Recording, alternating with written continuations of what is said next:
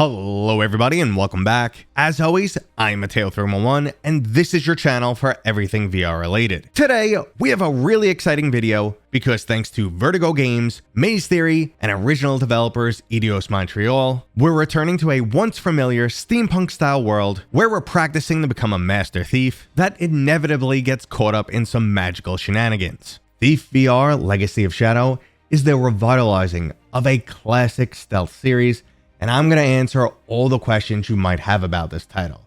For instance, does it do the original game series justice?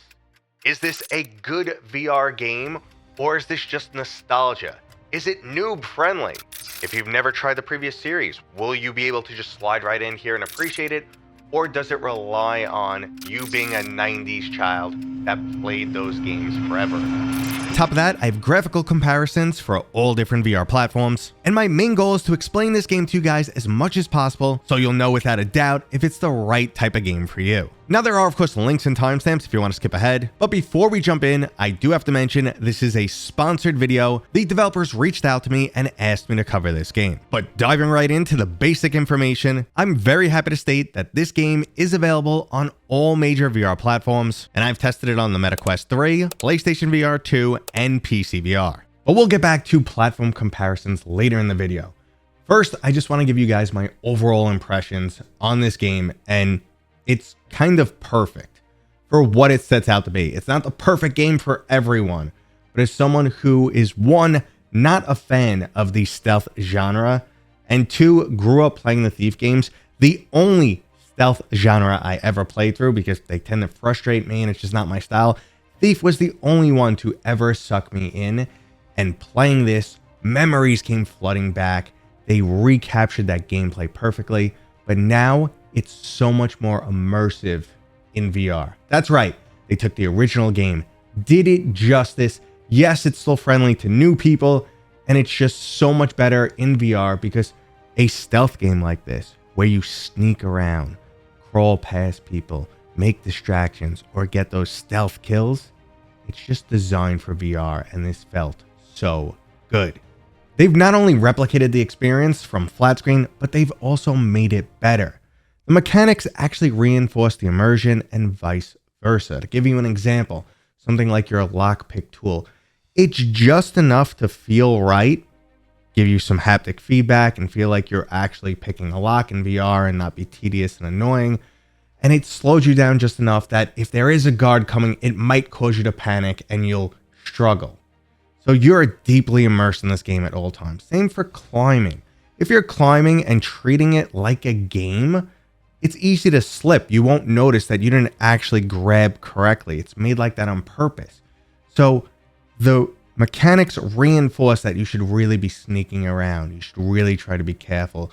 You should really pay attention to what you're doing. You need to stay in the moment. You need to be the master thief, or you will screw up and fall, or alert a guard, or just make a fool of yourself. All of those classic gameplay elements and mechanics just feel better in VR, and they also recaptured that absolutely fantastic level design where there's multiple different routes to success. But we need to get into some of the old school mechanics that they brought back into this game that work exceptionally well with both the replayability and the overall level design, but they might feel weird to some younger players, let's say, who've never experienced this type of level system. Once you start a level in this game, you have to complete it. Now, there are constant checkpoints that'll save your progression, but once you actually start a level run, everything you do there will be recorded. Loading back to the last checkpoint won't change your overall stats for that run. So to give you an example, say you got annoyed, decided to murder a guard, even though that's frowned upon, and then you reload the checkpoint, well, that level will still indicate one murder. So this sets up a beautiful risk versus reward and also replayability system. There's side quests on every single mission, and if you finish the major one by finding a relic, you're rewarded with a little bonus for your character. So there's a reason to go back and really redo every level. Besides, there's also other little side missions. A bloodless run, so go through without killing anyone. An alertless run, so if you can make it through without any single guard noticing you. But like I said, the unique save system, once you start that level, if you start that level, immediately walk into a guard and then reload the checkpoint, No, a guard has seen you for that run. You need to start the level completely over if you want to make it through. Now, the other aspect that might be a minor turnoff to some is the slow burn of the overall storyline. They're not just setting up a villain and a unique series of missions. Instead, they are full-on world building here, crafting a world that's slightly steampunk, as they have access to technology they shouldn't yet, and magic also exists in this world, which many people are aware of. But that's as deep as I'll go into this game's storyline because I don't want to spoil anything for those really invested in it. It is definitely a different pace than the last thing I played on the Quest 3, which was Deadpool, which was explosions constantly and talking. This is get in the moment, become the thief, immersive storytelling, slow burn.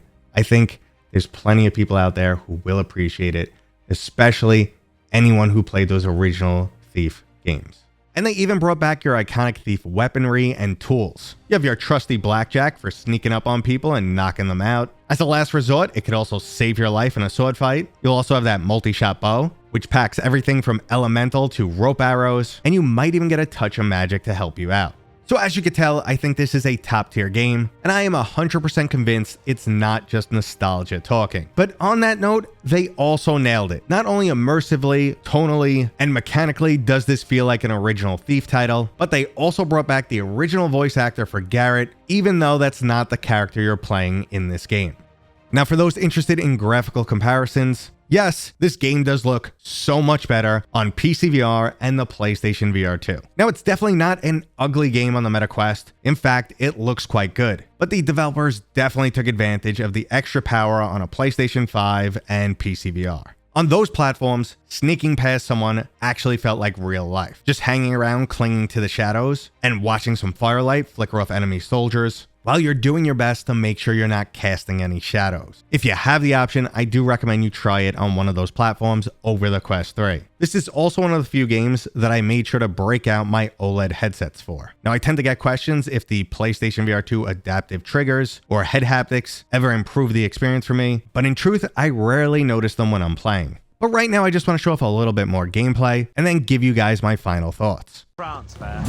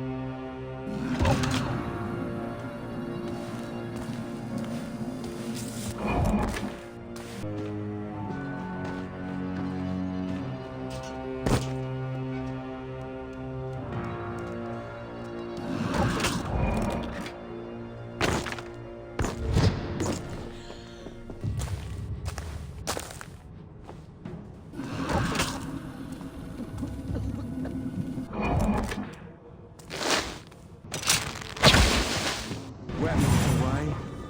Waste of effort.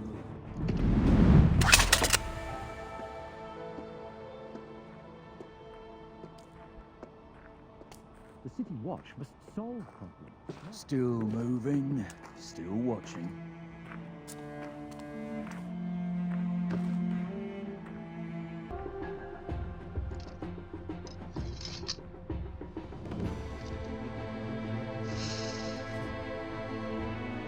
Let's keep this lit. I will. What I do. I'm bribed. They picked the wrong man. This place trouble-free.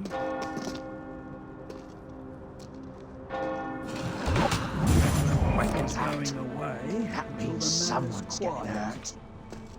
Okay guys, here are some really quick final notes for those who don't enjoy watching a full video. If you have any interest in a stealth VR title, or you enjoyed the original Thief games or Assassin's Creed Nexus, well then this game should be right up your alley. Not only does it do the original series justice, but VR improves both the immersion and mechanics in every single aspect. Now the storyline might be a bit more of a slow burn than people are used to these days, and if you're not a fan of the genre, Thief probably won't convert you. But overall, developers Vertigo Games and Maze Theory absolutely nailed it and gave us a faithful new entry into this series. Now, if you have any additional questions or feedback, please let me know down in the comments. If you enjoyed this video, go ahead and give it a thumbs up. And if you're new here, please consider subscribing.